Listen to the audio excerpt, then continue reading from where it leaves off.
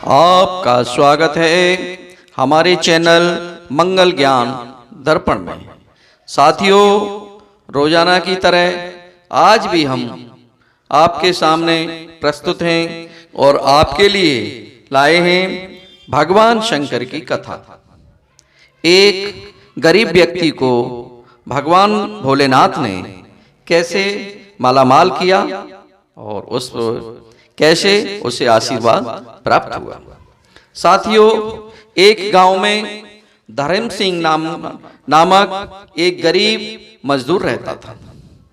वो बेचारा बहुत ही गरीब था।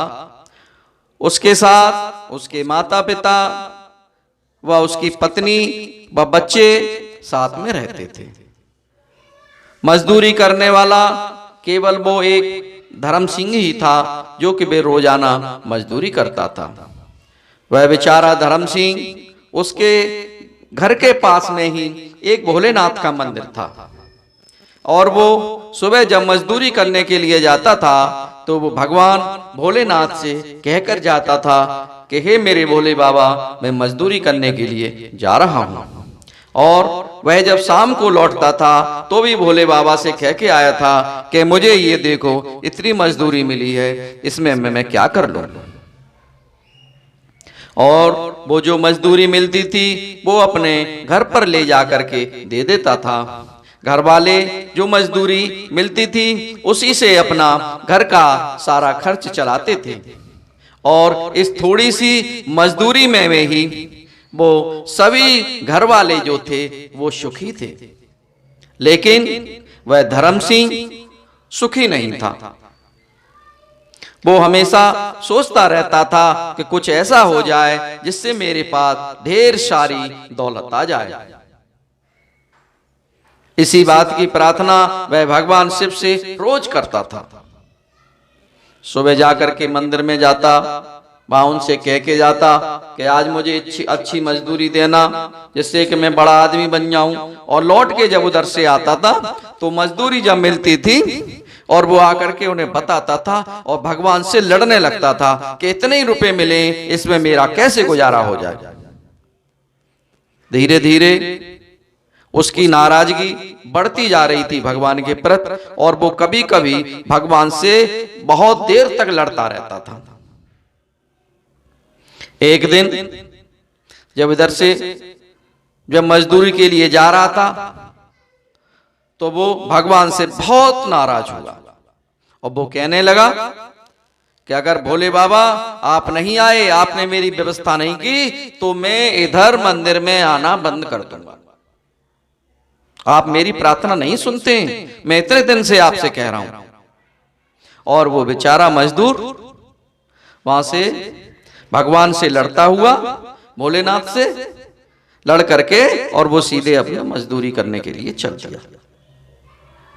और वह जब अपने काम पर जा रहा था तो अचानक एक दिन भगवान शिव उसके सामने प्रकट हो गए और बोले, धर्म सिंह, मैं तेरी भक्ति से बड़ा प्रसन्न हूं, मांग तुझे क्या चाहिए।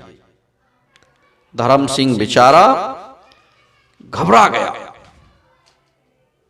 उसने तो सोचा भी नहीं था कि भगवान भोलेनाथ कभी इस तरह भी उनका मार्ग रोक करके खड़े हो जाएंगे। उसके मुंह से डर और आश्चर्य के मारे आवाज भी नहीं निकली। भोले बाबा दोबारा बोले, बोल धर्म सिंह, बोल क्या चाहिए, जो तेरी इच्छा हो वो मांग ले। धर्म सिंह बोला, प्रभु। और ये आवाज उसके मुंह से बड़ी मुश्किल से निकली।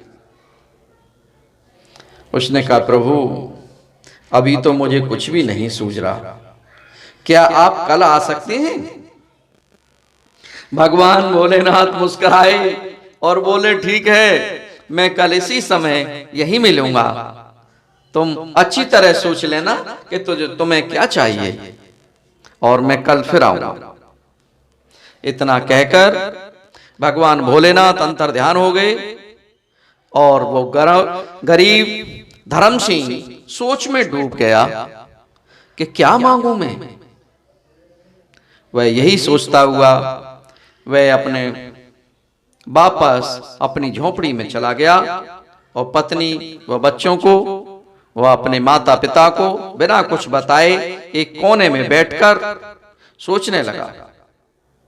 अचानक उसे ख्याल आया कि मेरे पास रहने को अच्छा घर नहीं है और ये टूटी फूटी झोपड़ी है, तो क्यों न मैं भोलेनाथ से एक बढ़िया सा मकान मांग लूं। आखिर जमींदार कितने बड़े बड़े मकान में रहते हैं, जमींदार का गांव वालों पर कितना दबदबा है। मैं भी जमींदार बनकर गांव वालों पर रौब डालूंगा और सब मुझसे ईर्ष्या करेंगे। बस उसने सोचा कि वह भगवान से कल जमींदारी मांग लेगा, मगर अगले ही पल वह चौंक गया। और ये जमींदार क्या होता है? जमींदार से बड़ा तो राजा का मंत्री होता है, और जब मंत्री जमींदार के पास टैक्स वसूलने आते हैं तो जमींदार कैसे हाथ जोड़कर गिड़गिड़ाता है और उसकी खातिरदारी भी करता है। नहीं नहीं नहीं नहीं, मैं जमींदार नहीं बनूंगा, जमींदार तो बहुत छोटी चीज है। मैं तो भगवान से मंत्री पद मांगूंगा। मंत्री का रौब ज्यादा होता है, मंत्री को रोज बहुत सब लोग प्रणाम करते हैं और मंत्री को देखते ही सब लोग उठ करके खड़े हो जाते हैं उसके सम्मान में। मगर एक बार वह फिर चौंक गया और उसने सोचा मंत्री तो राजा का सेवक होता है, सबसे बड़ा तो खुद राजा होता है, राजा का तो हुक्म ही कानून होता है। जब भगवान ने मनमांगी मुराद पूरी करने का वादा किया है तो मैं राजपाट ही मांगूंगा कल। बस इतना फैसला कर लिया कि मैं राजा बनूंगा, और यह फैसला करके वह बिस्तर पर लेट गया। फिर थोड़ी देर बाद उसके मन में आया कि साधारण राजा क्या बनना, अगर मुझे राजा ही बनना है तो चक्रवर्ती राजा बनूंगा, बहुत बड़ा राज्य कर लूंगा, आसपास के सभी राजाओं को जीत लूंगा। इस प्रकार वह जितना सोचता उसकी इच्छाएं उतनी ही बढ़ती जाती। इसी कसमकस में रात गुजर गई और सवेरा हो गया।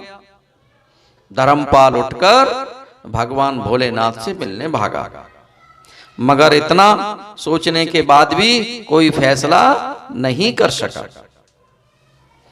और ठीक समय पर भगवान भोलेनाथ प्रकट हुए और बोले, धर्म सिंह क्या सोचा तुमने?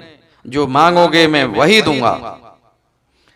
धर्म सिंह बोला, बोले बाबा, हे मेरे भगवान, मेरी इच्छाओं का कोई अंत नहीं है। जो चीज मांगने की सोचता हूं दूसरी के सामने वह छोटी नजर आती है।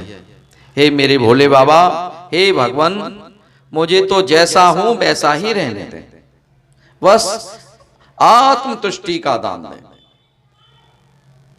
आत्मतुष्टि से बड़ा कोई धन नहीं है। मैं तुम्हारे विचार जानकर बहुत खुश हुआ धर्म सिंह। भगवान भोलेनाथ ने धर्म सिंह से कहा, वाकई में आत्मतुष्टि ही सबसे बड़ा धन और पद है। जिसके पास आत्मतुष्टि नहीं है वह संसार का सारा धन लेकर भी सुखी नहीं हो सकता है। मैं तुम्हें इसी धन से माला माल करता हूं। और भगवान भोलेनाथ ने उस धर्म सिंह को तथास्तु कहकर उसको आशीर्वाद दिया, और इतना कहकर भगवान अंतर ध्यान हो गए। उस दिन के बाद धर्म सिंह कभी दुखी नहीं रहा, माला माल हो गया। और भोलेनाथ के जाने के बाद और वो वहीं उसी मंदिर में फिर पहुंचा और भगवान को पकड़कर भोलेनाथ की जेठ भर ली, जेठ भर करके खूब रोया।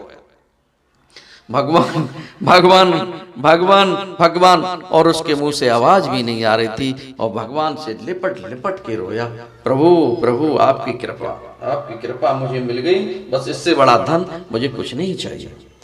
साथियों, आपने ये कथा सुनी, भगवान भोलेनाथ कैसे कृपा करते हैं।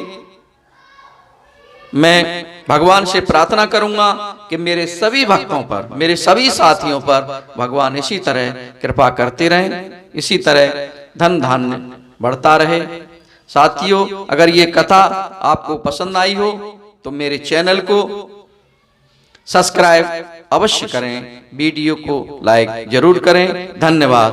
बोलो शंकर भगवान की जय।